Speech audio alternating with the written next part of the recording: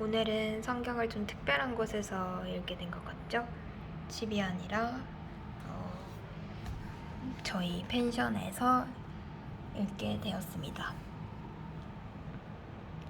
이렇게 바깥의 자연을 보면서 읽을 수 있다는 게 갑자기 감사해지는 시간입니다. 지난번에는 요셉에 대해서 읽었잖아요. 근데 제가 진짜 요셉을 읽으면서 저는 천국을 가면 요셉님이긴 하지만 요셉님이긴 하지만 요셉님과 친구를 하고 싶어졌어요. 뭔가 요셉님이랑 그냥 좀 이야기를 해보고 싶은 그런 생각이 듭니다. 일단 요셉에 관한 이야기가 나온 다음에 유다와 다말의 이야기가 잠깐 나와요. 그 다음에 다시 요셉의 이야기가 나오는데 일단 유다와 다말이 어떤 내용인지 한번 읽어보도록 하겠습니다. 그 후에 유다는 형제들을 떠나 아들람 사람 히라에게 가서 그와 함께 머물러 있었다. 거기서 유다는 가나안 사람 수아의 딸을 만나 그녀와 결혼하였다. 그녀가 임신하여 아들을 낳자 유다는 그 이름을 엘이라고 지었다. 그녀는 다시 임신하여 아들을 낳고 또 그 이름을 오난이라고 하였으며 또 다른 아들을 낳아 그 이름을 셀라라고 하였다. 그녀가 셀라를 낳을 때 유다는 거십에 있었다. 유다는 장남 엘을 다말이라는 여자와 결혼시켰는데 엘의 행위가 여호와께서 보시기에 악함으로 여호와께서 그를 죽이셨다. 그래서 유다는 오난에게 네 형수와 잠자리를 같이 하여 네 형을 위해 자식을 낳아주는 시동생의 의무를 다하라 하였다. 그러나 오난은 아이를 낳아도 자기 자식이 되지 못할 것을 알고 자식을 낳아주지 않기 위해 형수와의 관계를 가질 때마다 잠자리에 사정하였다. 그가 행한 일이 여호와께서 보시기에 악함으로 여호와께서는 그도 죽이셨다. 이때 유다는 며느리 다말에게 네 친정집으로 가서 내 아들 셀라가 성장할 때까지 그대로 지내라 했다. 그가 이렇게 말하는 것은 셀라도 그 형들처럼 죽을지 모른다는 두려움 때문이었다. 그래서 다말은 친정에 가서 살았다. 얼마 후에 수아의 딸인 유다의 아내가 죽었다. 유다는 어느 정도 마음의 위안을 되찾은 다음에 친구인 아들람 사람 히라와 함께 자기 양떼에 털 깎는 자들이 있는 딥나로 올라갔다. 이때 다말은 자기 시아버지가 양털을 깎으려고 딥나로 올라오고 있다는 것을 듣게 되었다. 그래서 그녀는 과부의 옷을 벗고 면사포로 얼굴을 가린 채 딥나로 가는 길 옆에 에나임 입구에 앉아 있었다. 이것은 셀라가 성장했는데도 그와 결혼시켜주지 않았기 때문이었다. 그녀가 얼굴을 가렸으므로 유다는 그녀를 창녀로 생각하였다. 유다는 그녀가 자기 며느리인 줄도 모르고 그 길 옆에 앉아 있는 그녀에게 다가가서 말하였다. 너와 쉬었다 가겠다. 얼마나 주시겠습니까? 염소 새끼 한 마리를 보내주겠다. 좋습니다. 그 염소를 보낼 때까지 담보물을 잡히시겠습니까? 담보물로 무엇을 주면 되겠느냐? 끈 달린 당신의 그 도장과 당신이 들고 있는 그 지팡이를 내게 주십시오. 그래서 유다는 그것들을 주고 그녀와 함께 잠자리에 들었으며 그녀는 그를 통해 임신하게 되었다. 그러고서 다말은 집으로 가서 면사포를 벗고 과부의 옷을 다시 입었다. 그러니까 이 다말이 사실 유다는 자기 친구인 아들람 사람 히라에게 부탁하여 염소 새끼를 그 여자에게 보내고 그가 담보물로 맡긴 물건을 찾아오라고 하였다. 그러나 그는 그 여자를 찾지 못하였다.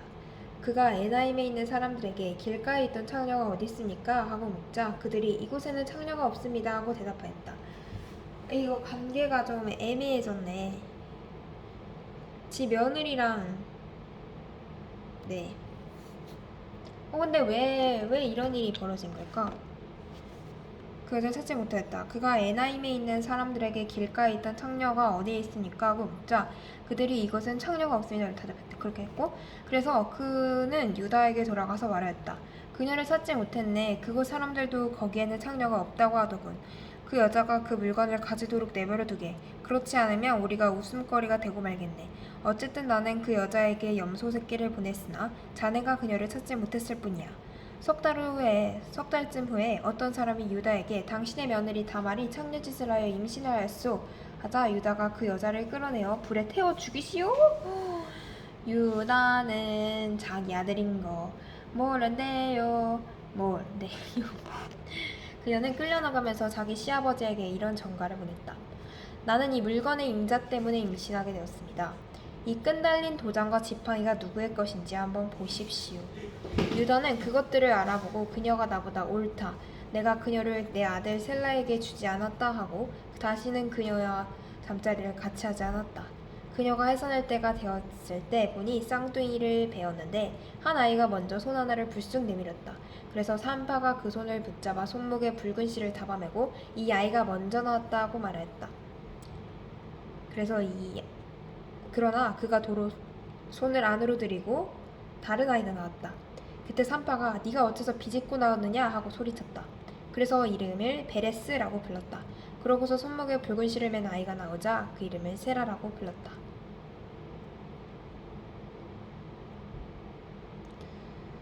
이제 요셉과 보디발의 아내 이야기가 나옵니다. 이제 요셉의 이야기가 나오는데 왜 하나님께서는 왜 이 성경은 요셉 이야기를 계속 하다가 왜 중간에 유다와 다말의 이야기를 넣었을까? 이 유다는 왜 그러셨을까? 라는 좀 궁금증이 생깁니다. 요셉과 보디발의 아내 이스마엘 사람들이 이제 여러분이 그나마 또 재밌게 들을 수 있는 이제 요셉 이야기를 해드릴게요. 이스마엘 사람들이 요셉을 이집트로 데려가자 바로의 신하이며 경호대장인 이집트 사람 보디발이 글을 썼다. 여호와께서 요셉과 함께 하심으로 그는 자기 주인의 집에 살면서 모든 일을 성공적으로 수행해 나갔다. 요셉이 하나님의 일을 굉장히 하나님께서 보내신 곳에서 열심히 사는 모습을 보이고 있네요. 그걸 보시고 이제 그를 기특하게 여기고 신임하여 자기 신복으로 삼고 가정의 모든 일과 자기 소유를 다 그에게 맡기다. 맞아요. 보디발이 이제 그를 이제 좋게 생각하죠. 그때부터 요셉을 위해 여호와께서 보디발의 집에 복을 내리심으로 그의 집안이 잘 되고 재산이 늘어나 갔습니다. 그래서 그 주인은 그의 재산을 다 요셉에게까지 맡기게 됐어요. 어떻게 그 재산을 자기 신하한테 맡길 수 있을까요? 근데 이제 요셉에게 다 맡긴 거죠. 요셉은 자기가 먹는 음식 외에는 아무것도 간섭하지 않았습니다. 요셉은 건장하고 잘생긴 미남이었대요. 어느 날 그 주인의 아내가 요셉에게 눈짓을 하며 함께 잠자리를 들자고 유혹을 합니다. 그러나 요셉은 당연히 거절하죠. 주인이 집안의 모든 것을 나에게 맡기고 아무것도 간섭하는 일이 없으니 이 집에는 나만한 고난을 가진 사람이 없습니다. 주인은 나에게 아무것도 금하지 않았지만 당신만은 금하셨습니다. 이것은 당신이 그의 아내이기 때문입니다. 그런데 내가 어떻게 감히 이런 악한 짓을 하여 하나님께 범죄할 수 있겠습니까? 그래서 요셉은 일단 인간 누구지? 인간 보디발을 무서워한 보디발과의 의리를 지키려고 했던 점도 가지고 있었고, 무엇보다 이 범죄가 행동이 잘못된 행동이 하나님이 보시기에 악하다라는 걸 너무 잘 알고 있었던 거예요. 그러니까 아무리 인간이 두려워서 뭔가 이렇게 안 한 게 아니라 결국엔 하나님이 두려워서, 결국엔 하나님께 악한 짓을 하고 싶지 않아서 내린 결단이었다는 게 저는 굉장히 인상 깊게 다가옵니다. 그녀는 날마다 요셉에게 치근거렸지만 요셉은 거절하며 그녀와 잠자리를 같이 하지 않고 그녀와 함께 있지도 않았다. 요셉이 너무 잘생기고 멋있으니까 이 여자도 보디발보단 요셉에게 더 끌렸던 게 아닐까요? 내가 요셉이 잘생겨서 아까 영상 초반부에 요셉이랑 친구하고 싶다고 그랬는데 제가 요셉님이 그렇게 잘생기신 분인지 몰랐고 이렇게 멋있는 분이셨구나. 진짜 꼭 하늘나라 가면 친구하고 장난이에요. 친구하고 싶네요. 그냥 좀 뭔가 요셉님이랑 이야기를 하면 잘 통할 것 같아요. 왜냐하면 이 앞에 보면 요셉이 형들에게 그 하나님의 꿈을 가졌을 때, 비전을 가졌을 때 주변에게 다 말하고 다니잖아요. 약간 이런 것들도 저랑 좀 뭔가 좀 비슷하고 사람이 아닌 하나님을 더 이렇게 생각하고 마음의 중심에 두는 모습이 저 이야기를 하고 영향을 주고받다 보면 이제 저도 그러니까 그런 사람으로 되고 싶은 마음이 있으니까 요셉님과 친해지고 싶다는 거겠죠. 자, 그러자 그 여자 보디발의 아내 어떻게 했을까요? 요셉의 옷을 붙들고 나와 함께 잠자리에 들자라고 했습니다. 그러나 요셉은 자기 옷을 그 여자 손에 버려둔 채 막 뿌리치고 밖으로 뛰쳐나갔어요. 근데 이 옷을 거기다 두고 가면 안 됐었는데, 아무리 뛰쳐나가더라도 그 옷을 가지고 왔었어야 되는데 이 옷이 나중에 오해 살게 되죠. 너무 안타까운 상황이지만 그 여자는 요셉이 옷을 자기 손에 버려둔 채 밖으로 다 나가는 것을 보고 집안의 종들을 불러 말하였다. 이것 좀 보아라. 주인이 데리고 온 이 히브리 사람이 우리를 희롱하였다. 그가 나를 겁탈하려고 내 방에 들어왔으나 내가 소리를 지르자 그의 옷을 내 곁에 벗어둔 채 달아놓고 말았다. 그 여자는 요셉의 옷을 보관하고 있다가 주인이 집으로 돌아왔을 때 그에게 이렇게 말하였다.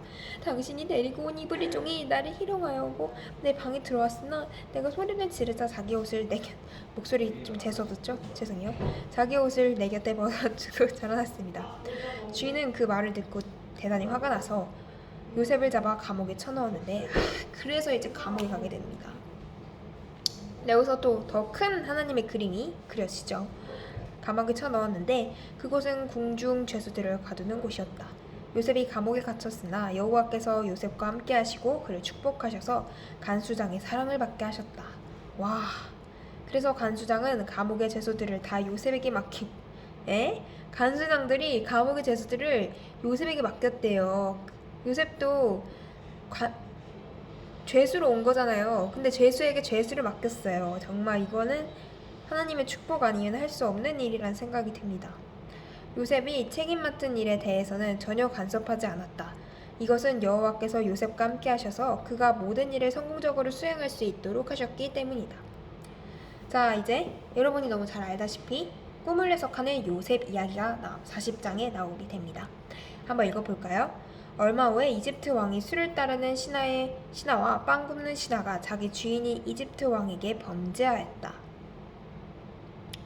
그래서 바로는 두 신하에게 분노하여 그들을 경호대장의 집 안에 있는 감옥에 가두었는데 그곳은 요셉이 갇혀있는 곳이었다. 그리고 경호대장은 그들을 요셉에게 맡겨 요셉이 그들을 보살피도록 하였다. 그들이 갇힌 지 상당한 시간이 지난 어느 날 이집트 왕의 수레를 따르는 신하와 빵 굽는 신하가 같은 날 밤에 서로 다른 꿈을 꾸었다.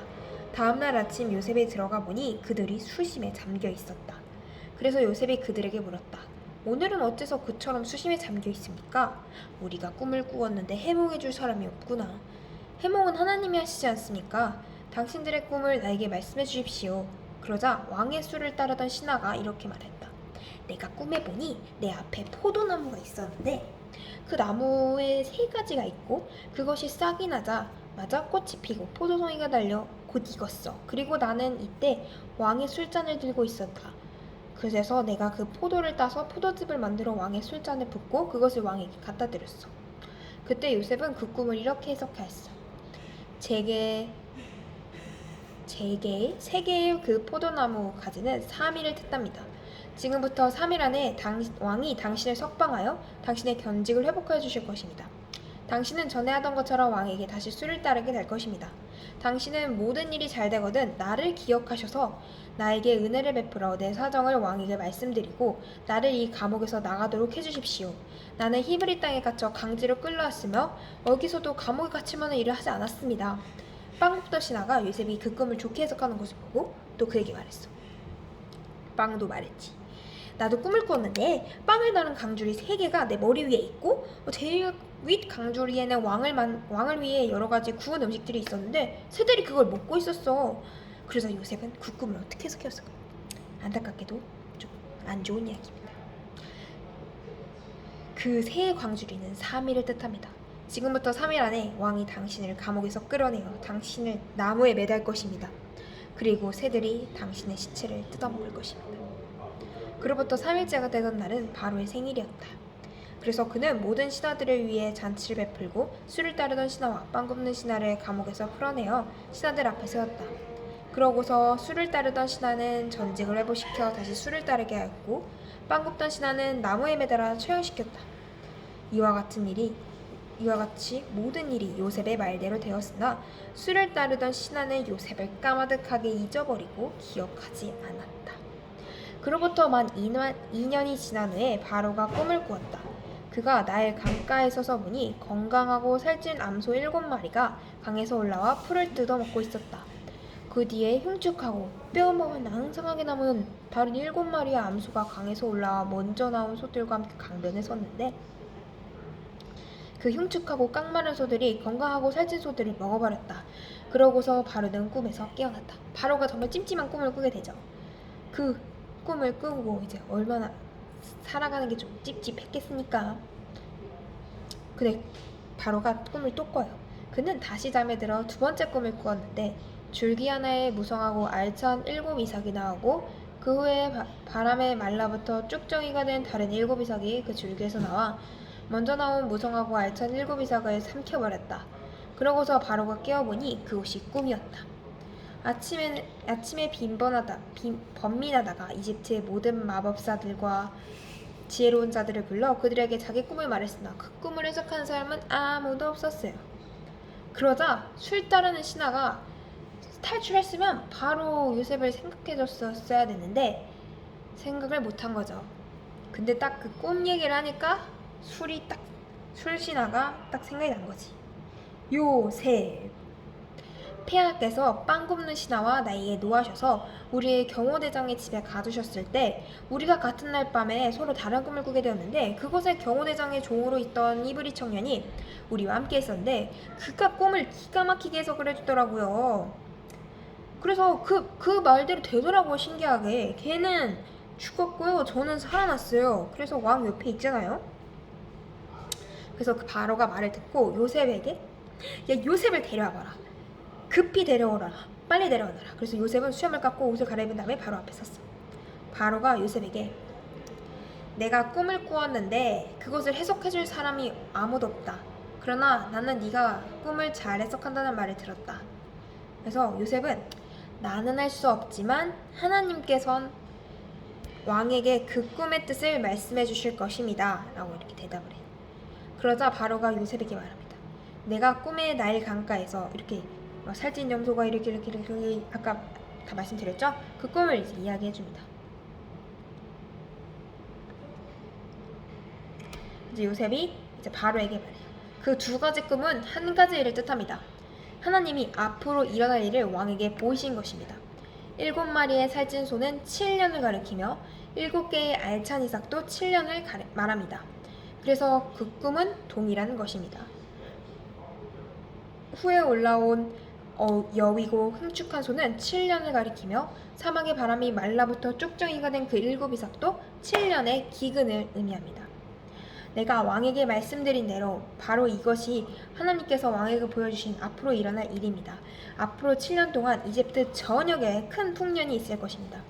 그러나 그 후 7년 동안 흉년이 될 것이며 그 흉년으로 풍요롭던 시장은 다 잊혀지고 땅은 황폐해질 것입니다.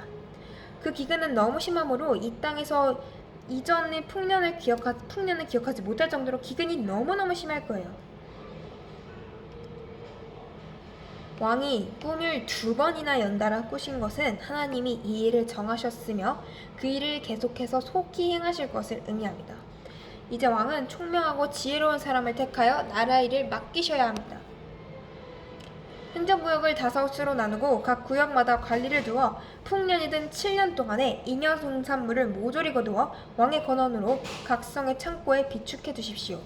이와 같이 식량을 비축해 두시면 앞으로 이집트 땅에 7년 동안 흉년이 들어도 백성들이 굶어 죽진 않을 것입니다. 그러면 과연 이집트의 아까 이집트의 관리를 잘 세워야 한다고 아까 말을 했잖아요. 그럼 누가 되었을까? 네, 여러분이 생각하시는 대로 다 요셉이 되었습니다. 바로와 그의 모든 신하들은 요셉의 제안을 좋게 여겼다. 그래서 바로는 신하들에게 하나님의 영이 충만한 이런 사람을 우리가 어디서 만날 수 있겠는가 하고 요셉에게 말하였어. 하나님이 이 모든 일을 너에게 알게 하셨으니 너처럼 총명하고 지혜로운 사람이 없구나. 너는 내 나라를 다스려라. 내 백성이 다 네 명령에 복종할 것이다. 내가 너보다 높은 것은 이 왕자뿐이다. 그러고서 바로는 요셉에게 내가 너를 이집트를 전국을 다스릴 총리로 임명한다 하며 자기 인장 반지를 빼어가지고 요셉의 손가락에 끼워주고 그에게 고운 모시 옷을 입히며 금사슬을 목에가 걸어줍니다. 그리고 왕은 그를 궁중 이호수레에 태워 그가 가는 곳마다 의정관이 엎드리라 엎드리라 이렇게 외친 거예요. 그래서 요셉은 이집트의 국무총리가 됩니다. 와우. 우리 여기서 앞에서 읽었듯이 요셉이 처음에 뭐였어요? 형들에게 버림받고 그곳에 팔려가고 보디발의 아내에게 유혹당하고 이런 모든 순환들을 다 겪으면서 마침내 근데 이거는 진짜 뭐랄까 이 요셉이 뭔가 노력해서 된 게 아니라 요셉은 그냥 좀 선택받은 사람 같다는 생각이 들었어요. 이 말씀을 읽으면서. 보통 우리는 세상 사람들의 시선으로 봤을 때 물론 요셉도 하나님 앞에 거룩하려고 노력했잖아요. 그 거룩하려고 노력한 거. 보디발의 아내가 보디발이니까 그 장군님 아내인데 안 예뻤겠어요. 얼마나 아름다웠을까요? 그때는 또 외모를 중시하지 않았을까라는 생각 때문에 아름다웠을 거라고 추측을 하지만 아무튼 요셉도 얼마나 그 상황 가운데서 혼란스럽고 지금 자기 형한테 버림을 받고 팔려나가고 이런 상황들을 겪었는데 진짜 얼마나 그때 마음이 심란하고 답답하고 힘들었을까라는 생각이 드는데 요셉은 뭔가 근데 진짜 요셉이 한편으로 좀 부러우면서 요셉 같은 삶은 어쩌면 우리가 노력해서 되는 삶이 아니라 아니지. 근데 또 노력해서 되는 삶이 아니죠. 그쵸? 물론 꿈을 요셉 같은 사람이 되고 싶다라는 거 자는 게 좀 이상할 수도 있는데 그 요셉이 총리가 되고 높은 자리에 올랐고 보디발의 신임을 얻었다 이런 거에 그 결과적인 가치를 판단한 마음을 쏟는 것이 아니라 그 유혹과 그런 절망적인 상황 가운데서도 하나님 앞에 거룩하려고 노력했던 그 점, 하나님 앞에 바르게 살려고 노력했던 점. 그래도 이게 진짜 말도 안 되는 상황인 것 같고 이게 왜 나한테 주어진 상황이지? 나는 분명히 하나님의 꿈을 꿨고 난 하나님의 비전을 가지고 있었는데 왜 내 상황은 이러하지? 왜 난 형들한테 팔려나가지? 왜 난 형들한테 버림을 받아서 이집트의 노예가 된 것일까? 왜 나 감옥에 간 것일까? 이렇게 고민을 한 거잖아요. 그러니까 그 상황 가운데서도 그래도 나름의 요셉이 충실한 거잖아요. 자기 인생에 대해서. 하나님께 그런 큰 비전을 받았고 뭔가 좀 답답했을 거 아니야. 아니 나 분명히 하나님이 형들 나한테 다 절하고 별들 나한테 다 절했는데 왜 갑자기 왜 이집트에 왜 나 팔려가고 왜 여기 목 아파. 왜 여기 감옥에 있는 거냐 이렇게 생각할 수 있는데 근데 그는 그 감옥에 있는 상황에서도 간수장하고 잘 지냈고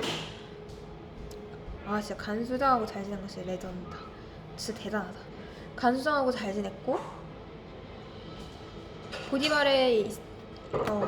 사람 선생님에게 보디발 장군에게 신임을 얻고 그 꿈을 해석하는 자신이 할 수 있는 그 힘을 다한 거잖아요. 그 감옥에서 자신이 할 수 있는 최선을 다한 거잖아요. 그런 것 때문에